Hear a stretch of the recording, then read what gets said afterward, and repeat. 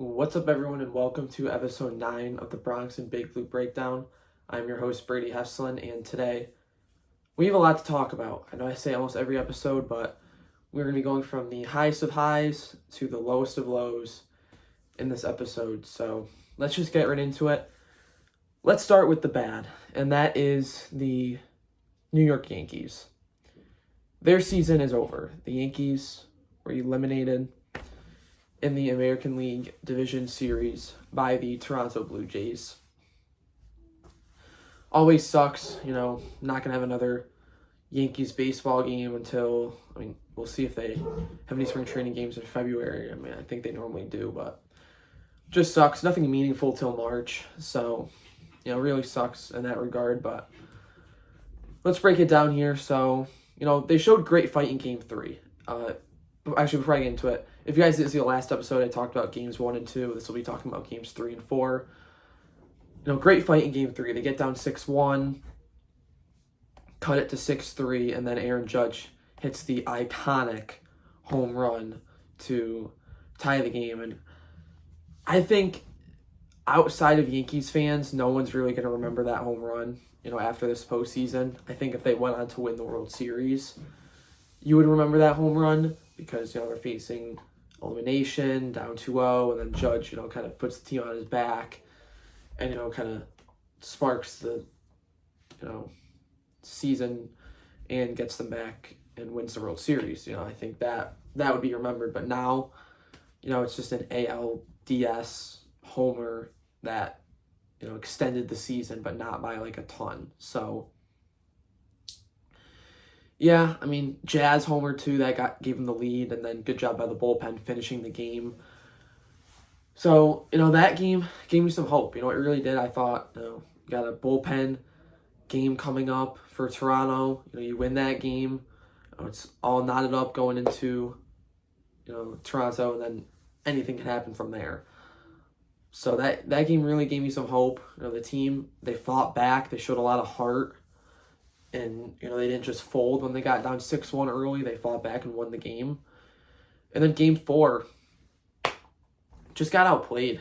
Really just got outplayed, beat themselves. The Jazz error that I wouldn't say it costed them the game because it was still, the Yankees didn't have the lead at that point. But it significantly swung the game into the Blue Jays' favor. And there's just no offense outside Aaron Judge. That's the theme of this postseason for the Yankees. No offense outside of Judge. And this Blue Jays team, they are a pesky, gritty team. I feel like those, terms kind of get thrown out a lot. But they really are. Addison Barger, Ernie Clement, Miles Straw. Those are just gritty players. They just put the ball in play. They slap it around. They make the Yankees get them out. And the Yankees had been playing solid defense this postseason up until that point where, Jazz makes that error. You have an inning-ending double play, can't make the play. Blue Jays tack on a few more, and that, ends up being the game. So, they just don't strike out. They just poke the ball around. And that ended up being what kind of won them the series there. Yankees couldn't get Vlad out at all. Just couldn't get him out, hit over 500 the series. I don't know why they were still pitching to him in certain spots.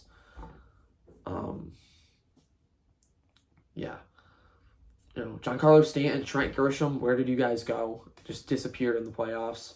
Didn't have a single homer, barely even really had extra base hits. Just disappeared.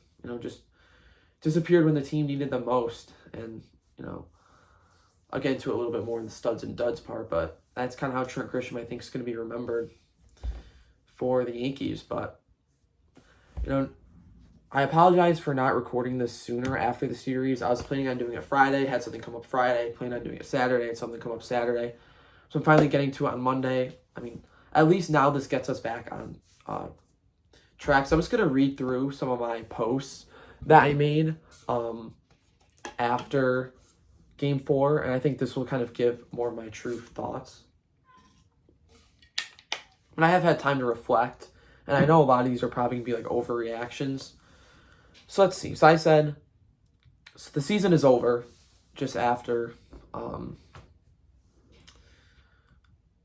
the Yankees lost. Yes, the Yankees beat themselves in certain spots, but overall the Blue Jays just outplayed them. Simple as that. And this next repost from Max Manis, who I'd recommend following if you are a Yankees fan, really kind of tells that story. And a dominant offense all year, got 7 October games and went 1 run, 4 runs, 4 runs, mostly errors, 1 run, 7 runs, mostly garbage time, 9 runs, 2 runs. I'm so over it, man. How does this happen year after year, no matter the personnel? I think he hit a nail on the head there. I mean, he just gave straight statistics. Like, team just couldn't score. I mean, Aaron Judge carried this offense and just got wasted, just got completely wasted.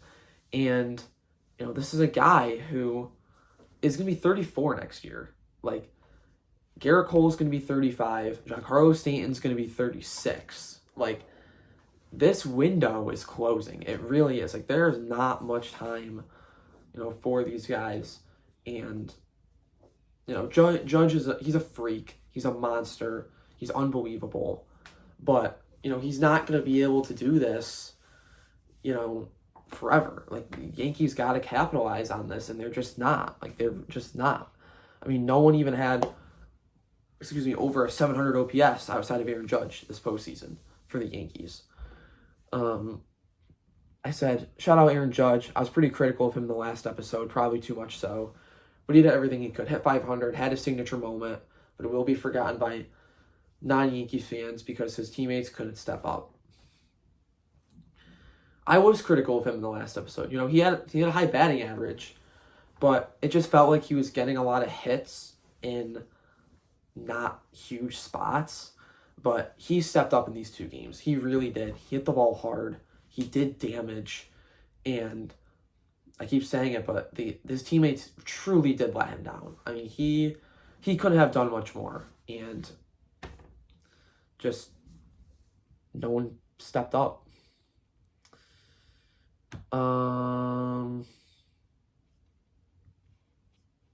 This one post says I have 4 replies, but I'm not seeing them.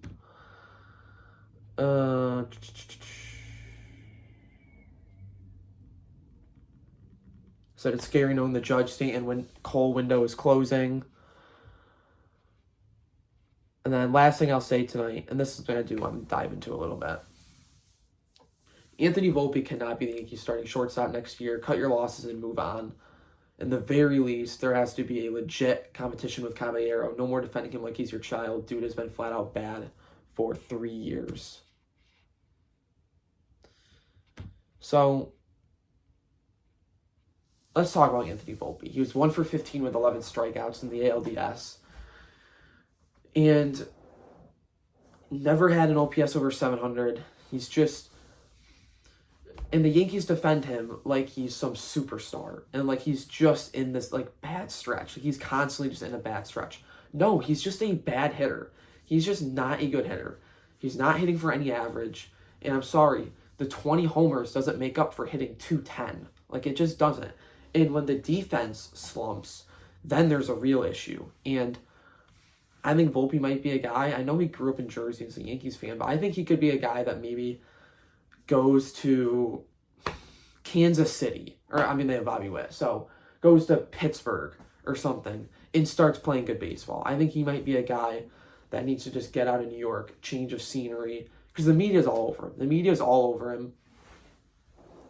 And the Yankees do just defend him relentlessly. But do I think they're going to move on from him? Honestly, probably not. They're probably not.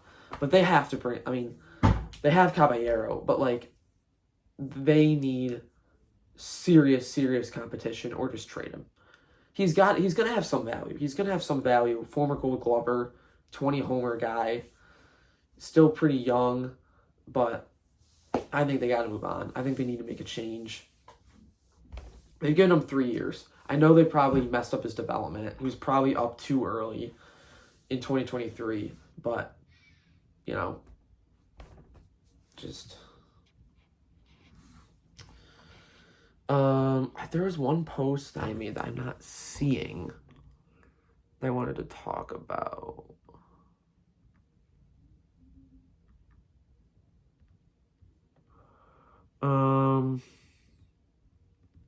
Yeah, I skipped over it here. all my posts are showing that there's replies, but I'm not seeing them. But here's something else I want to talk about. So I said, I know most will not agree with this, but I do believe Aaron Boone is a solid manager. But I find it hard to believe the Yankees will ever win a World Series with him at the helm. And let's get into this. So, do I think he's the worst manager in the league? No. He's flat out not the worst manager in the league. I know this Yankees team has a lot of talent, but you don't have this consistent of success if you're just a completely awful manager. Has he made some mistakes? Yes. Is he perfect? No. But if the Yankees were to fire Aaron Boone, he would get another managerial job. He absolutely would. But I don't think they can ever get over the hump with Aaron Boone. Because is there ever a time, I guess maybe against bad teams, but does it really feel like he gives the Yankees an advantage managing games? I don't really think so. And that's what I look at in coaching a lot. I'll get into this with the Giants.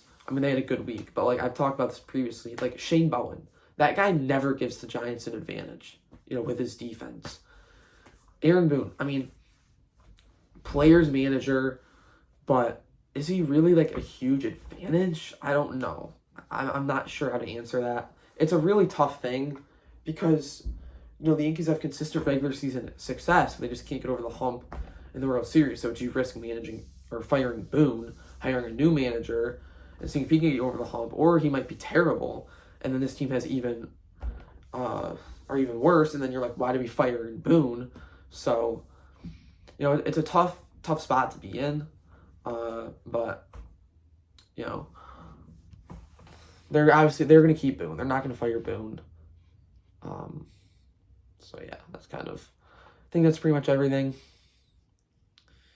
Last thing I said is, I lied. This is the actual last thing I'll say tonight. We are so incredibly lucky to be Yankees fans. This team hasn't gone under 500 in 30 years, So many fan bases would love to have that feeling we're having right now. I think that's an important thing to remember. The Yankees, they always have high expectations. There's a lot of teams that they would love to have an ALDS appearance. Pittsburgh, the White Sox right now, those fans, they would love that. And, the Yankees, that's the expectation. You got to get here. The fact this team has not gone under 500 in 30 years is insane. So I think that's an important thing to keep in mind. I also said how I would love to have the Giants in that situation right now where you lose the playoffs. I would love to be back in 2022 right now and just get blown out by Philly in the playoffs. But yeah, I think I pretty much said everything I need to say. I'm going to dive more into off-season stuff next week. I think it's important to just kind of reflect on this season. And I might jump into a few more things in the studs and duds part of this. But enough with the gloom and doom. Let's get into the positives of this episode, and that is the New York Giants. And I genuinely still cannot believe that I'm saying this. The New York Giants just destroyed the Philadelphia Eagles. Might not necessarily look like that on the scoreboard. To me, it feels like they just destroyed the Eagles. This was a game no one was really expecting them to win. I sure was not expecting them to win. I thought they were going to get blown out, and then we're going to be talking about, when are they going to fire Brian Dable and Joe Shane? Instead, they beat the Eagles by 15 and just shocked the world. So let's get into it. So the Eagles start with a field goal, but then the Giants, they now have 3 straight games with an opening drive touchdown. The Giants never do that before Jackson Dart. They would never open games with touchdowns. So now they've got 3 in a row with Dart. That got them off to a quick start. And I think that's what's, helping, they're 2-1. Getting off to a fast start is huge. Eagles, terrible tush push. At first I wasn't in favor of the play getting banned. I was kind of if you're that mad about it, stop it. But now that they're just running it illegally, it needs to be banned. It's getting guys hurt. It's boring to watch. It needs to get banned. Was it DJ Davidson, I believe, got rolled up on, had to get carted off. He ended up being okay, but obviously that stuff is going to happen, and then they're false starting every play. It's ridiculous. Cam Scadaboo just running through guys' chest. I mean, Zach Bond looked like a practice squad level player, and he was an all-pro last year. And Cam Scadaboo is just literally running through his chest to the point where he's off the ground. Those two guys, man, they have just changed the culture of this team. I mean, the NFL changed their banner on X to Jackson Dart and Cam Scadaboo. I mean, this team just has a totally different feel right now than it's had in years past. And I know, you like to say that a lot about teams. You might have said that about Tommy DeVito, but like they're actually like, beating good teams, and their rookies are going to be able to build. They're young, they're exciting. They have aura. But yeah, and then Jackson Dart gets evaluated for a concussion. Russell Wilson comes in, has one of the worst passes you'll see. Brian Dable loses his mind, screams at the head doctor. That was just funny. I mean, should have Brian Dable done that? No, obviously not. But, it was pretty funny. I do feel bad for Russell Wilson, honestly. I mean, this guy is like a legend in the NFL, and comes in, throws one pass, and gets booed off the field. And he's a great guy. He's a great teammate. But I think it's time for him to just probably hang it up before it gets any worse. Yeah, that was pretty funny. And then you see Scadaboo going in to, the medical tent to check on him. Jackson Dart got evaluated for 3 concussions already. He's passed every single one, but, it is, I hate saying it, but it's kind of feels like a matter of time for Scadaboo or Dart to get a concussion. I really hope I'm wrong, but he's got to learn first and second down. I know he wants to get to the sticks. You got to just slide. It's bigger than just this play. We're early in the year. If it's playoffs, fourth quarter, okay, maybe you dive into someone's chest with your head on the sideline. I'm sure you guys saw that play. But, you're 1-4 in a week 6, Thursday night game on a short week, and you're jumping into a dude's chest. I don't think that's the smartest, decision there. But, he's playing great, so you don't want to overcoach that. I know Brian Dable said that. You don't want to coach, that fire out of him. But, he'll learn. He'll learn eventually. He's still a rookie, but Devontae Smith missed 89-yard touchdown. That was scary. I mean, Devontae Smith gets wide open. I was watching the Prime Vision, so I just saw that, developing. I was like, oh, no, oh, no, oh, no. And then Jalen Hurts just misses him. Jalen Hurts looked off this game. I know his numbers look decent.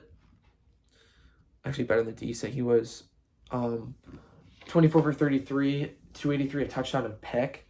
But, his accuracy was just off. He's really struggling versus zone coverage, which is, kind of odd. What else I want to talk about? Saquon Barkley, that stupid documentary. That's another reason I'm just so glad the Giants won this game, because, he could have put out, some post about the documentary and how it just beat up on the Giants. No. How about, there's Saquon on the sideline. Dude can't break a tackle this year. He looks like Giants Saquon of 2023. He just looks slower. Not as he got 500 touches last year. I'm not surprised by it, but he had 31 yards on his first 2 carries, and he had 27 on his final 10. So great job by the run defense. I was really worried about that going into this week. Run defense looked really good, against Saquon.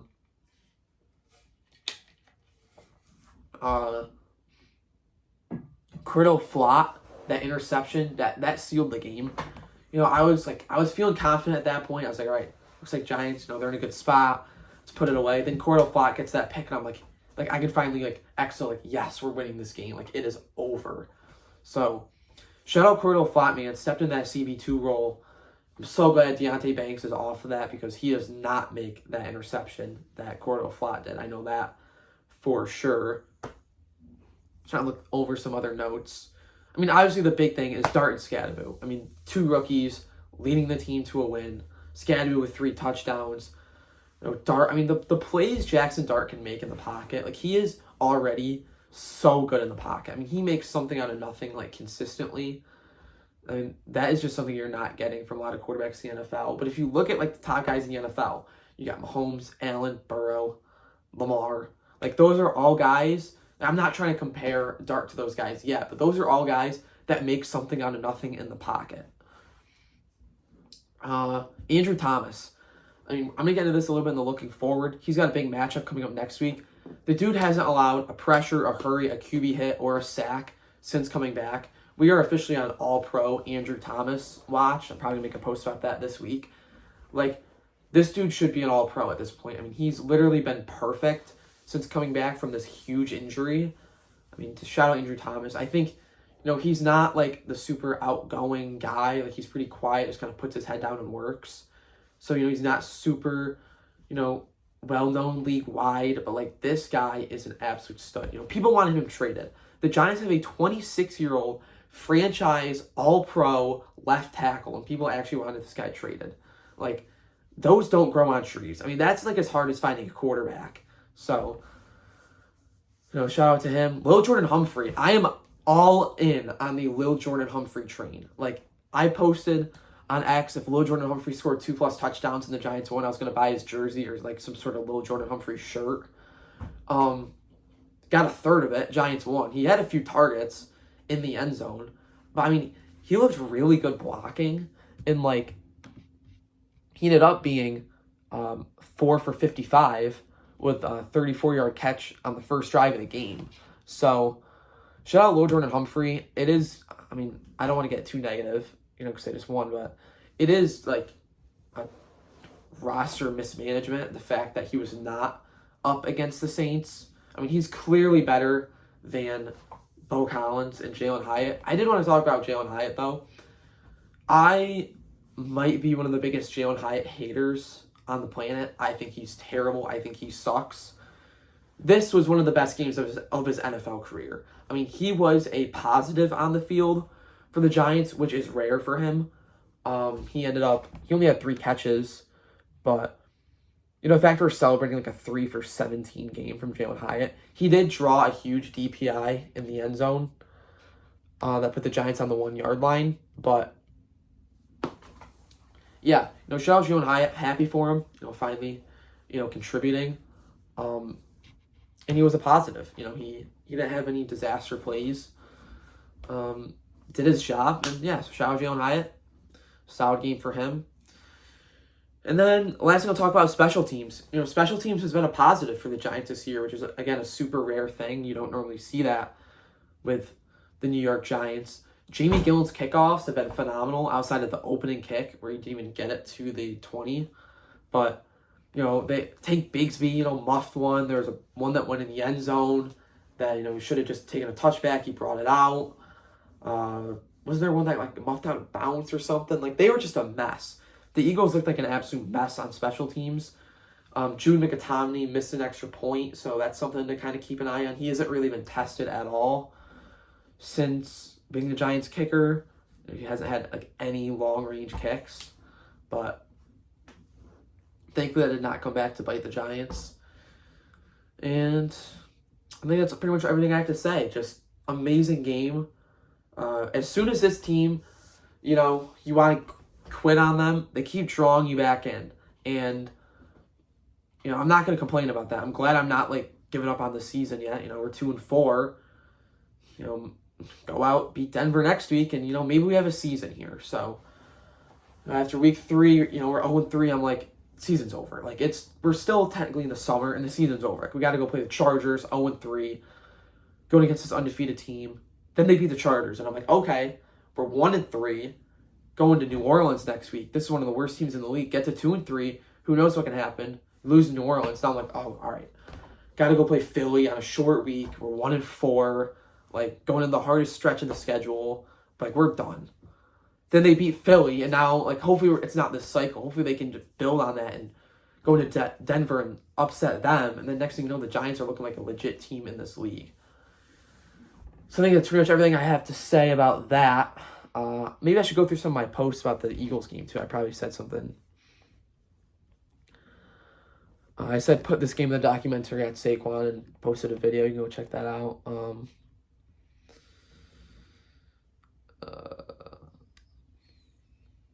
that's pretty much everything. So let's move on here to the studs and duds.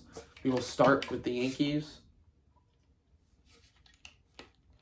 I do actually have a lot for this.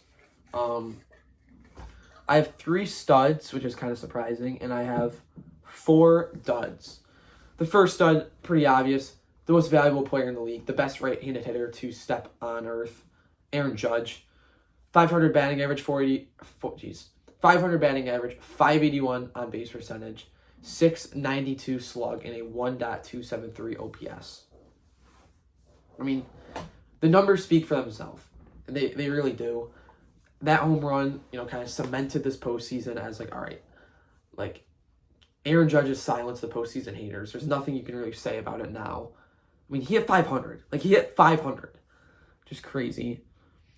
Then I have Ryan McMahon. I didn't realize he had this good of a postseason until I looked at the numbers. He had a 286 average, 333 on base, 500 slug, and an 833 OPS, along with his super good defense. I mean, he had that catch against Boston. He's just amazing at third base. So shout out Ryan McMahon in that regard. And then David Bednar. Dude was nails in the back end of the bullpen. 6 innings pitched, only 1 earned run. Felt like when he came into the game, I was super confident. All right, we got this. Bednar, he was the only guy I felt a full trust in the Yankees bullpen this postseason. So that's got to be a focus of the offseason. I'm not doing a ton of offseason talk in this episode, but relievers needs to be a focus this offseason. So now I have 4 duds. The first one, I saw this on WFAN, but I think it's funny. You're a mean one. Mr. Trent Grisham.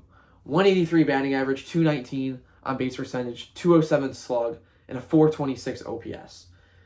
This was your leadoff hitter for the New York Yankees. This guy led off in the playoffs. He had the most at-bats on the team. And that's the numbers you put out. You had a lower OPS than Aaron Judge had batting average. That's what he's going to be remembered as. I don't think the Yankees re-sign him. I think someone's going to overpay him. And he's going to remember, okay, he was, send your sleep, Captain Clutch in the regular season. And then he gets to the postseason and he just disappears. Just doesn't show up. And it's really frustrating because I like Trent Grisham a lot. I think he's really easy to root for. He's got this interesting swagger to him. Just disappeared in the playoffs. Just unfortunate. Next guy is Anthony Volpe. He was 1 for 15 with 11 strikeouts in the ALDS. Cannot believe Aaron Boone let him hit in the 7th inning there. I mean, his at-bats weren't even competitive. He wasn't even fouling pitches off. His mechanics are a disaster. They even showed it. He starts with his hands up here. He drops his hands. Front hip flies open. He has no prayer to anything on the outer third of the plate. I mean, I could go to local high schools in my area and find players that would have more competitive at-bats than Anthony Volpe had at certain points in this postseason. His defense was pretty solid. I'll give him that. But you cannot strike out 11 times in 15 at-bats. Completely awful. I've ranted about Anthony Volpe enough, I feel on this podcast. I know I probably seem like a huge hater. I have his autograph. I'm rooting for the guy. It's just, he's hard to root for. He really is. And the Yankees media does not give him any favors with how they defend him and, just kind of baby him around in a sense. My last hitter is Giancarlo Stanton. This guy was Mr. October last postseason. He was the one that was carrying the Yankees offense. Sorry about that. I ran out of storage on my phone, but getting back to it. Mr. October last postseason. This year is 192, 267, 269, and a 536 OPS. So between Trent Grisham and Giancarlo Stanton, the Yankees got 0 home runs. Just, that can't happen, Really can't happen. And the window is closing for Giancarlo Stanton. How many more years do they really have in Stanton? I'll fact check myself, but I believe he's going to be 36. He's a big guy. Body's already like kind of deteriorating almost. Jeez, this is not. I just cannot type right now. For some reason, I'm in AI mode. But yeah, they needed more out of Stanton. Needed more out of him, and they just didn't get it. So yeah, he's 35. He's going to be 36 on November 8th. So yeah, he's going to be in his age 36 season. So who knows how much more out of Stanton the Yankees will get. So, and my last dud is Carlos Rodon. He had 8 1/3 innings pitched and gave up 9 earned runs. I mean, he had his best regular season yet as a Yankees starter. Yeah, I said how I felt super confident with this 1-2 punch going into the postseason, and Rodon just didn't really have it. I know a lot of these numbers are kind of skewed by the last start he had, but you're in a must-win game, and he goes 2 1/3. I believe he gave up 6. Like, just can't have that. Really can't have that. His other start was solid, but he wants to be an ace level guy. He's going to be the number 3 next year, which is crazy. But he should be an ace level pitcher with the money Yankees have given him and his track record and that kind of thing. But he struggled this postseason, and that contributed to the Yankees losing. So yeah, let's go to the New York Giants. I have 5 studs, actually, and only 1 dud. And I honestly really struggled with finding a dud. His first stud is Jackson Dart. I didn't give him a stud for his first start and his win. I think some people, if they were in my position, would have given it to him. I didn't want to. He didn't quite have the numbers. I didn't think he necessarily won them the game. He certainly didn't lose it. Obviously, they won. But I think he did his job. This game, he was one of the main reasons the New York Giants won this game. 17 for 25, 195, a touchdown, no picks, and he was 13 for 58 and a rushing touchdown. I mean, his accuracy was he had pinpoint accuracy in this game. I mean, he was putting these passes right where they needed to be for the receivers. And, just watch the game. He passed the eye test. I know this term gets thrown out a lot with him, but the moxie, the aura, just the way he plays. It just, you can tell it just he just gives off this energy to the rest of the team, and he's just completely changing the culture of this team, which is what a franchise quarterback should do. And, we saw the alternative when Russell Wilson came in.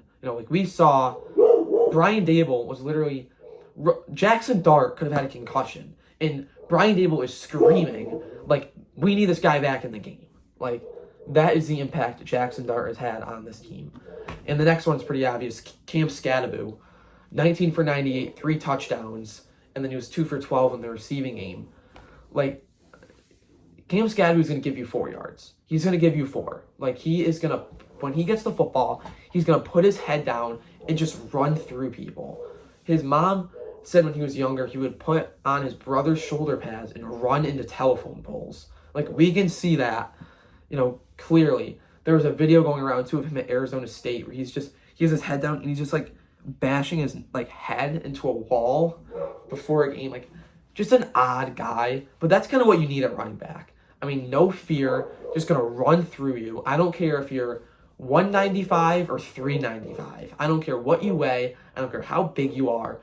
I'm gonna put my head down and I'm just gonna go through you. That's just what's gonna happen. So shout out to those two. And then Cordell Flott, just, been a great player this year. I mean, maybe not great, but he's a guy that's done his job. Stepped into that CB2 role, beat out Deontay Banks, who they clearly wanted to win that job because they just kept giving him opportunity after opportunity. And he makes that huge play. Just jumps the route, picks it off.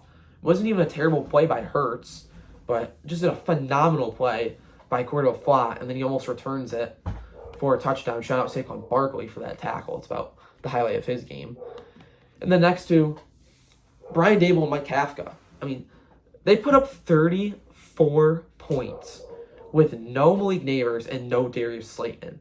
I mean, this Giants team went a couple years ago, without scoring 30. And now they put up 34 with no Malik Neighbors, no Darius Slayton. I mean, Lil Jordan Humphrey was wide receiver 1. And they put up 34 points. I mean, we used to pray for times like this as Giants fans. So that's why I'm giving those two a stud. Now, the only dud is going to be Paulson Adebo. Where have you been? Like, I feel like he's been getting beat a lot, not really making plays on the football. You know, A.J. Brown kind of had his number a little bit this game.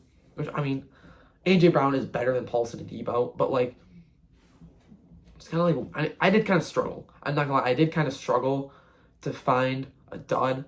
But Paulson Adebo, kind of like, where have you been, man? Like, you know, step up a little bit. You know, paid him a lot of money. So, there are these studs and duds. Now let's get into this week in history.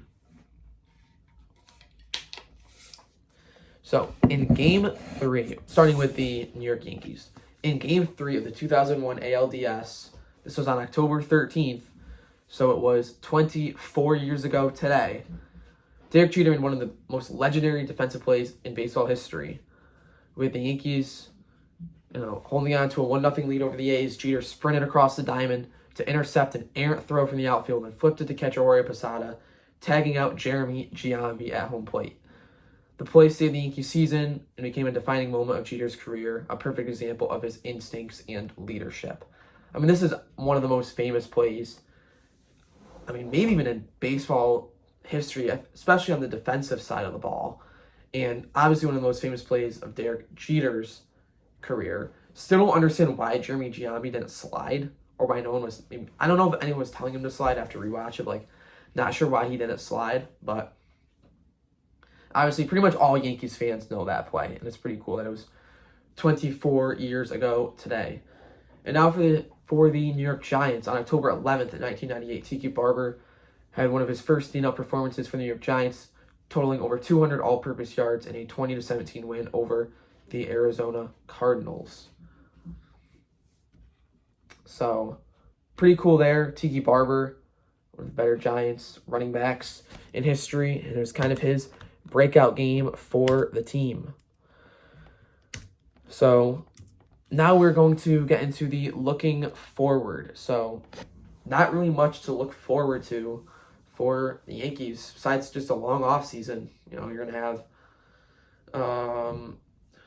like 4 months of really nothing, you know, until pitchers and catchers, you know, report. And, you know, we're going to jump, I think next week we'll jump into, you know, who are free agents on the Yankees and what I could see their future being.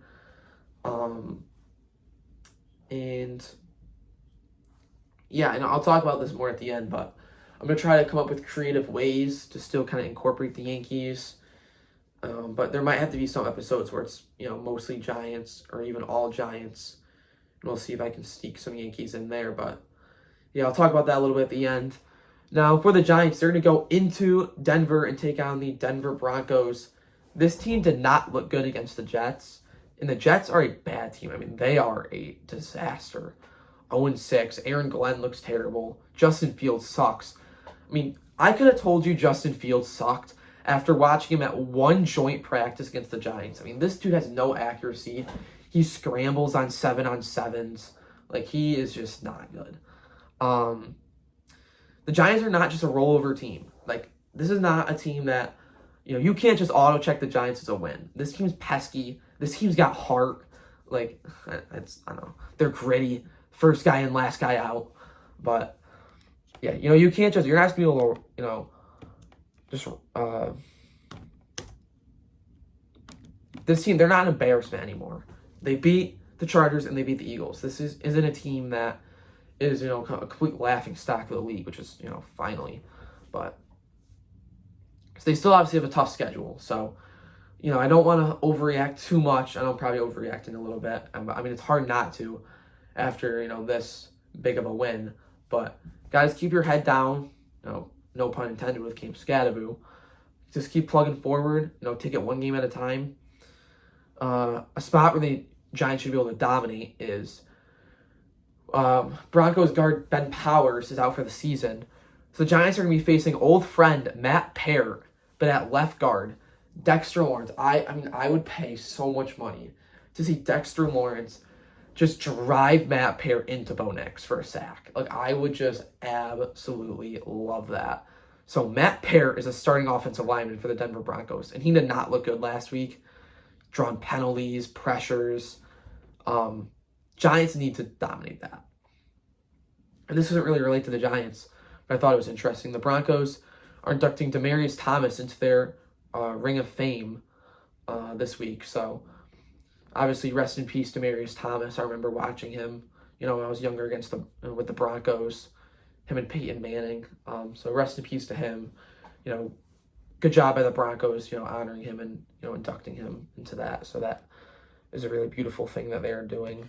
And then back to the game, I mentioned this a little bit earlier, but Andrew Thomas is going to be going up against Nick Bonito, and Bonito has been one of the better edge rushers in the league. So, yeah, shout out Andrew Thomas. I feel like I keep saying shout out, but hopefully, Andrew Thomas can pitch another shutout against Bonito, and can stay on top of his game and potentially get to that all-pro level once again. So that's all the notes I really have for this week. Broncos are 7-point favorites. I think that's a lot, but Vegas knows what they're doing. So Giants certainly have a tough matchup this week. I'm going to be saying that pretty much every week for the next 6-7 weeks. So yeah, now let's talk a little bit about the kind of future of the podcast with the Yankees being eliminated. So obviously I'm going to do a bunch of off-season stuff when the Yankees really dive into that. I think it's a little early for a lot of that stuff right now. I'll probably just talk about, pending free agents next week. I'm going to try to, now that I believe this is the 9th episode. Wow, this is the 9th episode. So I think now might be a good time to start maybe reaching out to some guests, trying to get some guests on the episode or on the podcast. So that should help with length. Considering maybe doing some just picking games across the NFL, I think that could be kind of an interesting thing to do. I've also considered maybe 2 episodes a week is a lot, but I feel like now that's gonna be primarily Giants. I feel like I should give more of a preview of the next week game. So maybe I'll do something on Fridays. I don't know. Just all I'll say is I'm going to think about this over the next week or two. Follow all my social medias, especially my X. I only have 11 followers on there, but that is the social media I use the most. Obviously, Instagram I use as well. I want to start posting more TikToks. I'm just super busy. So if anyone would like to help me out for free, that'd be nice. But yeah, so thank you guys for watching. I'll see you guys next Monday. Let's go Yankees and let's go Giants.